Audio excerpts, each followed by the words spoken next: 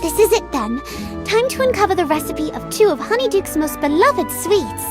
Wenshi says they've been around forever, so the ingredients must be fairly common, right? That's odd. Nothing's showing up. Right, so the magic's still not working. Then why not for these 2?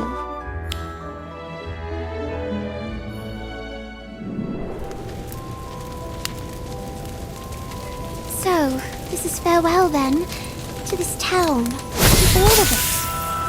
I truly believed I had found someone who valued the craft for what it was. But I was wrong. There was no understanding, only greed.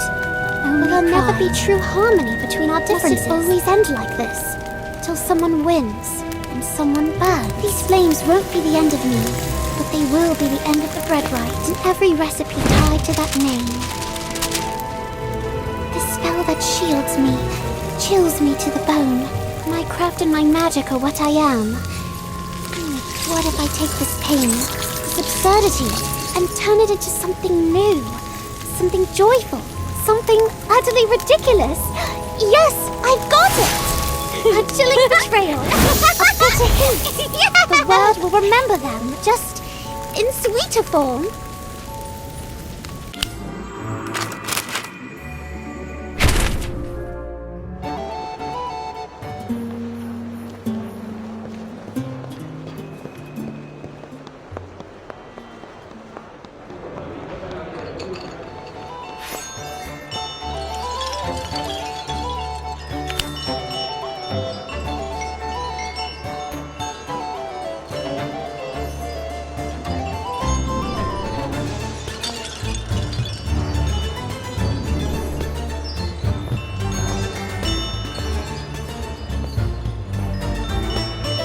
Hard to believe, isn't it? Honeyduke's coming, we Hogsmeade shopkeepers. Well, we've always had our little gatherings. Dear old Aberforth, always moaning about cleaning, all those shady customers who won't take their hoods down. Honestly, sometimes I wonder why he bothers keeping that place open. Oh, I doubt there's much strategy to it, love. As far as I can tell, Aberforth would be happiest if no one stepped through the door at all. From what little I've heard, he's just anchored to Hogsmeade. I don't think it's about profit at all. And then there's the 3 broomsticks. Sweet Rosmerta. Now there's someone who lives for her work. Knows how to charm every customer who walks in and enjoys every moment of it.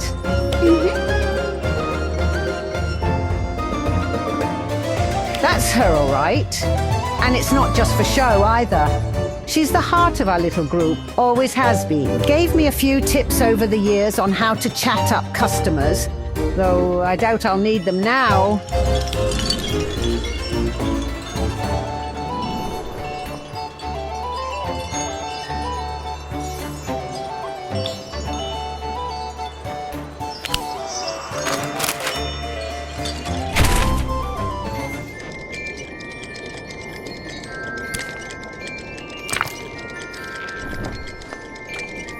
We really did have some wonderful times.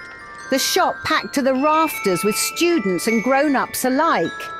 Ambrosius and I had to shout to hear each other over the noise. And how could we not? Honeyduke's has been our home for decades. But it's more than a home or a business. It's been everything. I remember when we first took it over. Wasn't half as lovely as it is now. Cobwebs, dust bunnies, you name it. The old buildings in this village have stood for ages. The floors creak and the pipes would rattle and bang through the night in the flat upstairs. Did you know there are 2 rather large holes on the staircase down to the cellar? Big enough to fall straight through. And a few times, well, I heard footsteps down there when no one should have been around, but that was years ago.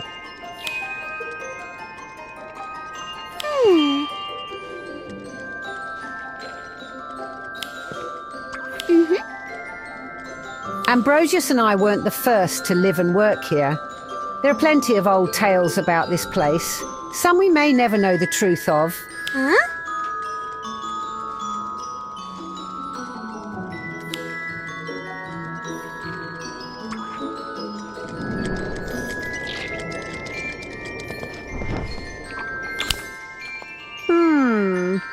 I can't say for certain.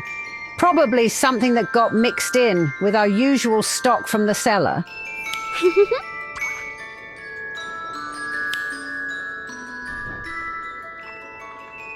Oh my, that's exactly how we make choco balls here. But how?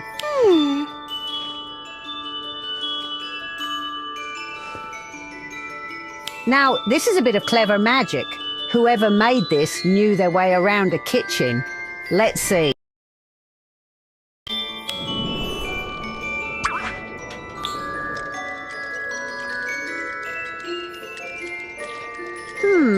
Looks like it doesn't reveal everything.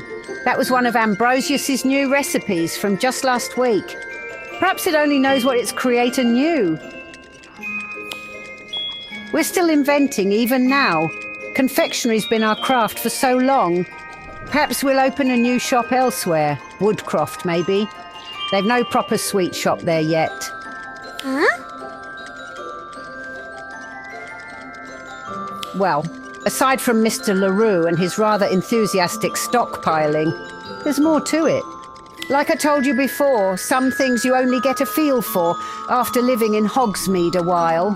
Honeydukes has been part of this village for generations, and people do get set in their ways.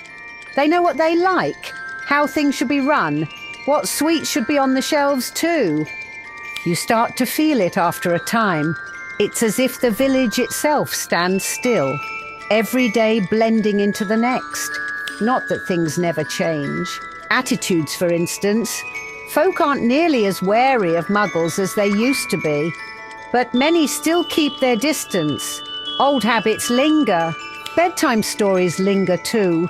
Tales about not trusting Muggles. Outdated, of course, but still passed down. Perhaps it is, dear. Perhaps it is.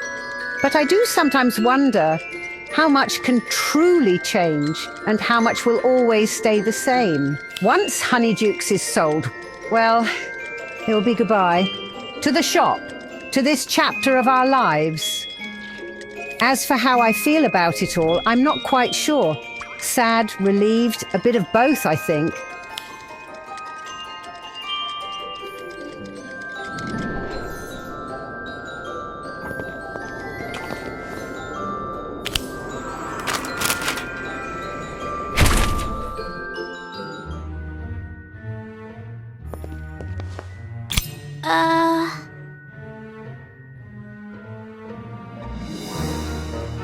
Par le Duc de Trèfle-Pique! That was never my aim.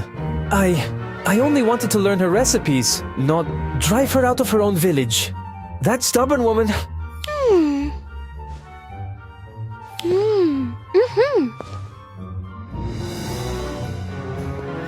What a tale! Sweets that breathe fire and ice, born from tragedy, hidden in plain sight on the shelves. How marvelous, how perfectly poetic. This is what I love about food. It's never just food. Every sweet, every flavor. It carries a story, a reflection of history, belief, tradition. It shapes us just as much as we shape it. Truly, there's nothing more magical than that.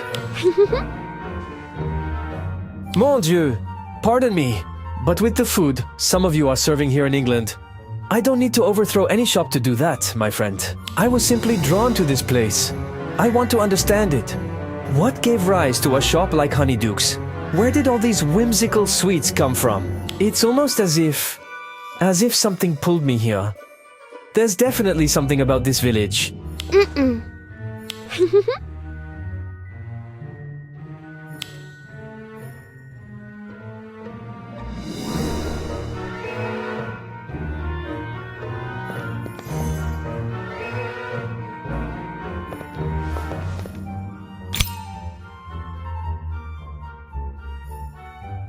Could this be how you knew it contained miel d'acacia?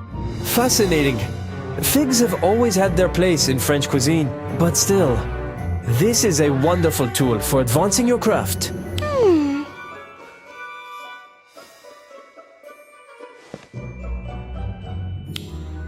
A French pâtissier? Here in Hogsmeade?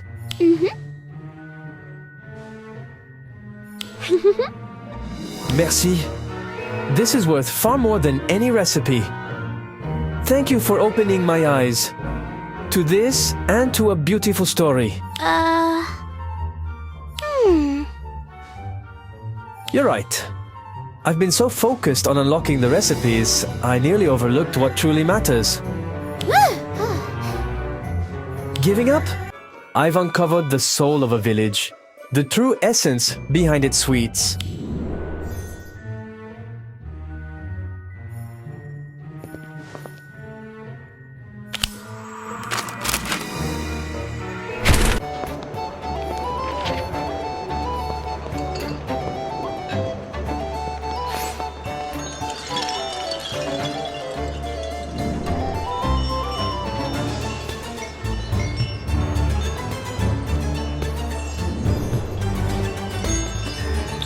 Looks like business is back to normal for Mrs. Flume. Honeyduke stands firm once again, the treasured sweet shop of Hogsmeade. Really? Must be all that medieval history I've been reading lately.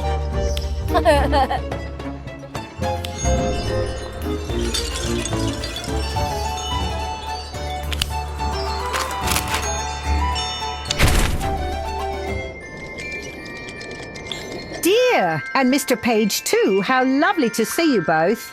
Hello, Mrs. Flume. We're thrilled to see Honeydukes up and running again. Looks like the ingredient shortage has been sorted out. It has indeed. Truth be told, I ought to visit Confiserie d'André and thank young Mr. Leroux properly. To make up for the trouble his stockpiling caused, he sent over an entire warehouse's worth of ingredients. After running the numbers, we'll not only recover last month's losses, but turn a handsome profit too. Mrs. Flume, are there any sherbet balls left? The shelf's been picked clean. Of course, dear. Just a moment. As you can see, it seems a brief absence made the sweets even more desirable. The crowds have been non-stop. I've barely had a moment to breathe, let alone pop by Confiserie d'André to thank the man in person. Oh, Mrs. Flume. Coming, love. If you happen to run into Mr. Leroux, would you thank him for me? And while you're at it, could you put together a little gift box for him? Just one of every sweet in the shop should do. As for your time, anything the two of you pick out today is on the house. Mrs. Flume. Yes, I'm coming. Not a minute's peace, but I wouldn't trade it for anything.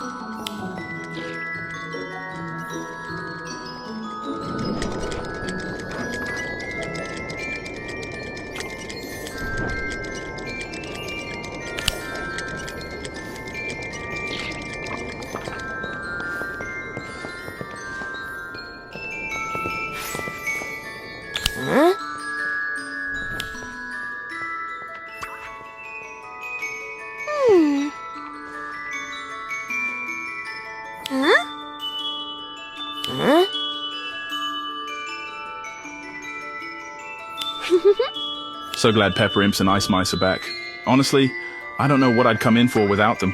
Right? Remember when you slipped them into the sweet trays at my wedding? Is your sister still mad about that? I never meant for her to breathe fire on your grandpa's dinner trousers. She's more cross with me for not stopping you. But to be fair, my teeth were chattering from the ice mice. Couldn't speak if I'd tried. Sweets that make you breathe fire or freeze to the bone. It reminds me of what I saw in that old notebook. The steak, the flames. The Breadwright must have invented something very similar.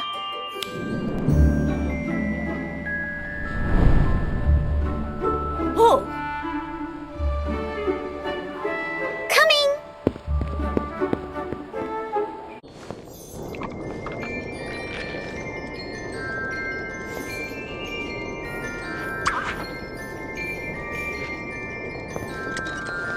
Andre was delighted to receive everything.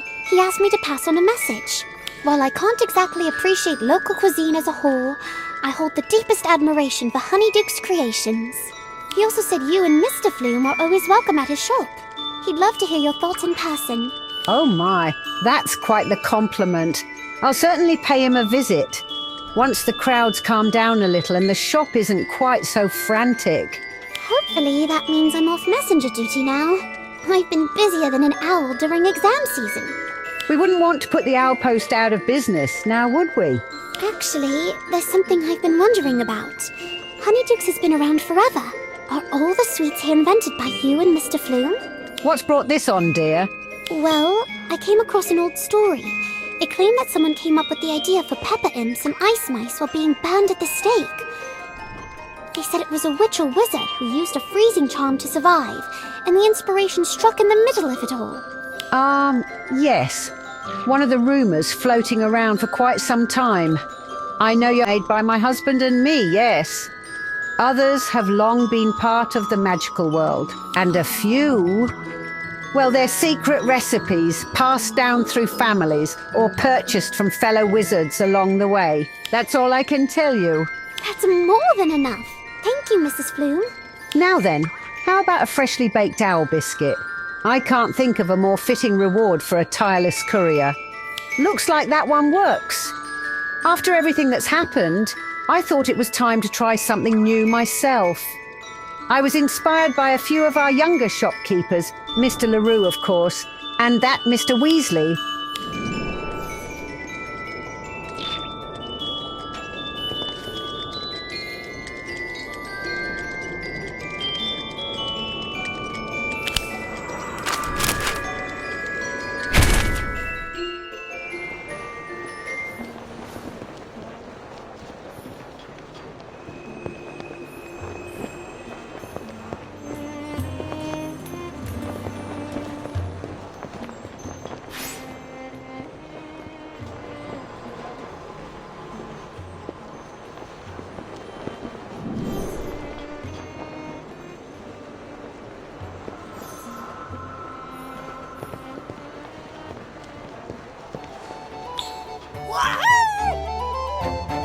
You two go on ahead. I'm meeting someone here.